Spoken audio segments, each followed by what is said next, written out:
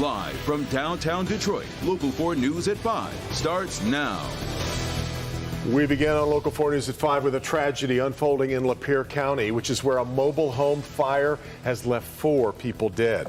And new since 4 p.m., neighbors say they heard a loud boom and then saw the flames a short time later. It happened about 5 o'clock this morning at the Victoria Meadows Mobile Home Park, not far from the town of Dryden's main intersection at Mill Road and Main Street. Victor Williams there live this evening. Victor, neighbors are devastated over this. Devastated indeed, Karen and Devin. They say all it took was 10 minutes for this mobile home to go up into flames. As you can see, investigators are here right now, all working to get to the bottom of what happened to begin with. It was engulfed. It was unreal. Neighbors living in the Victoria Meadow mobile home community are heartbroken at the loss of 4 people in a house fire Monday morning. I've gone home and cried. Viewers sent us cell phone video of the mobile home when it was fully engulfed. Fire officials say the flames broke out around 5 in the morning. Some even recall feeling and hearing what sounded like a small explosion right before. It was a boom.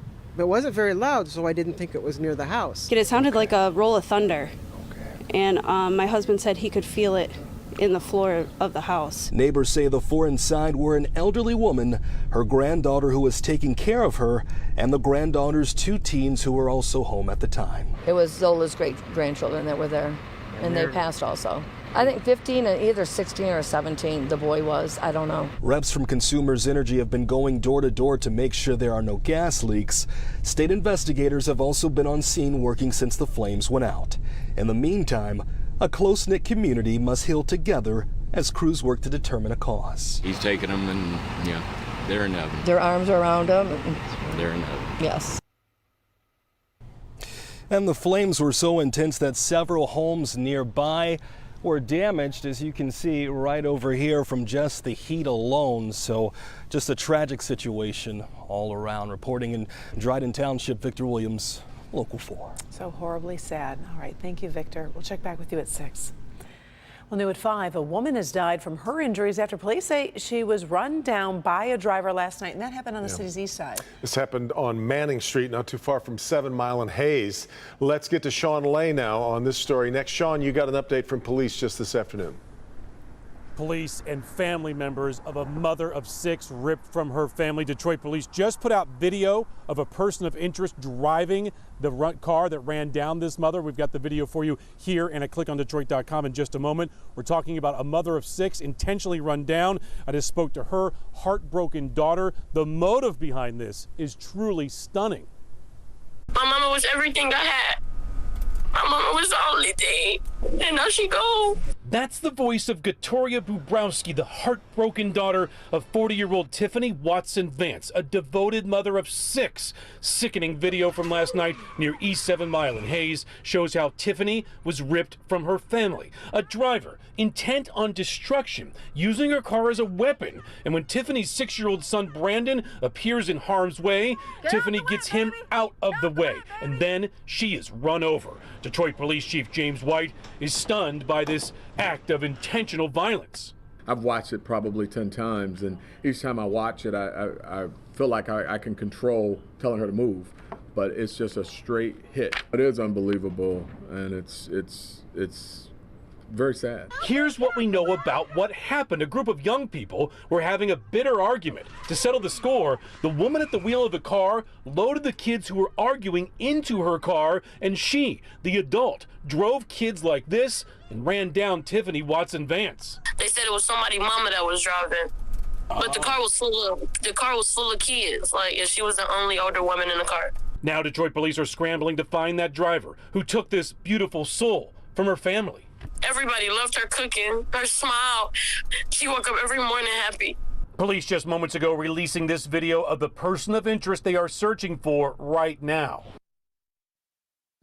Also just into Local 4, Detroit police giving us this photo of that gray Nissan Murano used in this rundown. It's a 2020 gray Nissan Murano, Michigan tag, tag FBY 246, Minnesota tag, maybe a rental car, Minnesota tag FBY 246. Again, police have video of the person of interest. They have a picture of the car. They likely have a name here. They're asking that person to turn themselves in, or they'll be tracking that person down, hopefully with a tip in any minute now. Devin, back to you. That's a lot more than usual, obviously, to go on, and hopefully that'll add up to something here. But Sean, you've been talking with the family, and of course they're in shock right now, but their family was rocked again by another tragedy recently, just a few days ago.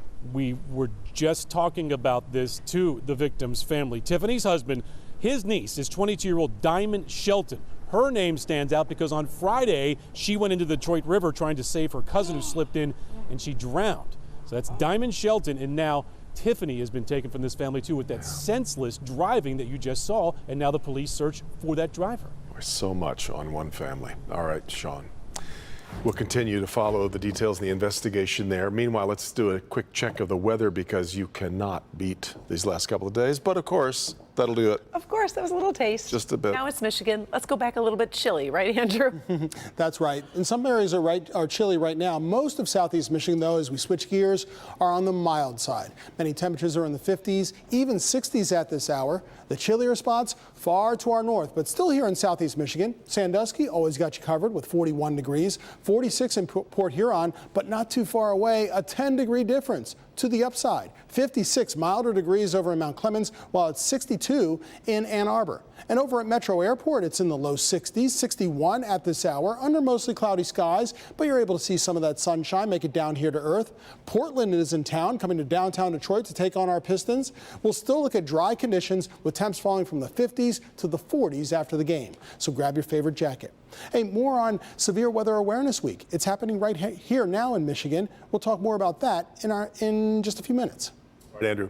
Well, history made in the United States Senate today. The Judiciary Committee is holding confirmation hearings for Ketanji Brown Jackson, the first black woman ever nominated to the Supreme Court. A short time ago, she gave her opening statement to the committee.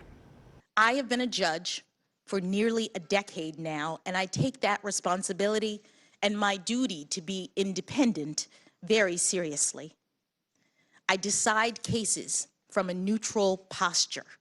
I evaluate the facts, and I interpret and apply the law to the facts of the case before me without fear or favor.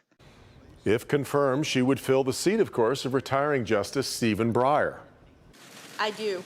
As confirmation hearings for Judge Ketanji Brown Jackson get underway, senators on the Judiciary Committee acknowledged the moment. This is not normal. It's never happened before. The Senate is poised right now to break another barrier. The committee, for the first time, considering the appointment of a black woman to the nation's highest court. If Democrats and independents remain united, they could confirm Jackson without any Republican support. It's the fourth time Judge Jackson has gone before the Senate for confirmation. Lawyers from the right and the left who have appeared before her in court have called her judicious and even-handed. Republicans on the committee indicated they will probe Judge Jackson's time as a federal public defender and try to paint her as soft on crime. By some of the positions you've taken and arguments that you've made, representing people who have committed terrorist acts against the United States and other dangerous criminals. Well, I'm not interested in trapping Judge Jackson. I'm not interested in trying to play gotcha. I'm interested in her answers. The White House says Republicans are distorting Jackson's record. We've heard claims that you are, quote, soft on crime. These baseless charges are unfair. The committee will hold 2 days of questioning starting Tuesday. A full Senate vote is expected by mid-April. Now to the war in Ukraine. The UN says 925 civilians have been killed in that country. This comes after at least 8 people were killed in shellings on a residential area and shopping center in Kyiv. In Chernobyl, the automated radiation monitoring system isn't working, and that raises fears about one of the most radioactive places in the world. Meantime, Ukraine's president has accused Russia of war crimes in Mariupol. Earlier today, Ukraine ignored Russia's demand to give up the city. We're also learning more about what the Kremlin is saying to try and justify their invasion. The Kremlin has tried to justify this war by falsely claiming that it's intervening to stop genocide, abusing the term that we reserve for the gravest atrocities, disrespecting every victim of this heinous crime. Today, President Biden is holding talks regarding the war with European leaders. He travels to Brussels later this week and then to Poland. The trial of the plot to kidnap Governor Whitmer entered its third week today with testimony from a key FBI informant. Dan Chappelle, known as Big Dan, says he joined the Wolverine Watchmen in March of 2020, but he talked with law enforcement because he was alarmed when the group discussed killing police. Chappelle told jurors he tried to de-escalate the talk of violence by suggesting they fire a bullet into the governor's cottage instead of kidnapping and killing her. The trial continues tomorrow.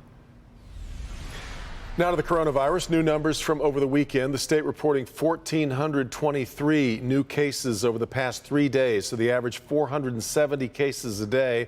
8 more deaths also being reported over the same time. And when it comes to that 7-day moving average, things are holding steady over the past 3 Mondays. Back on March 7th, we were averaging 800 cases per day. Today, it's ticked a little bit higher at 819 per day.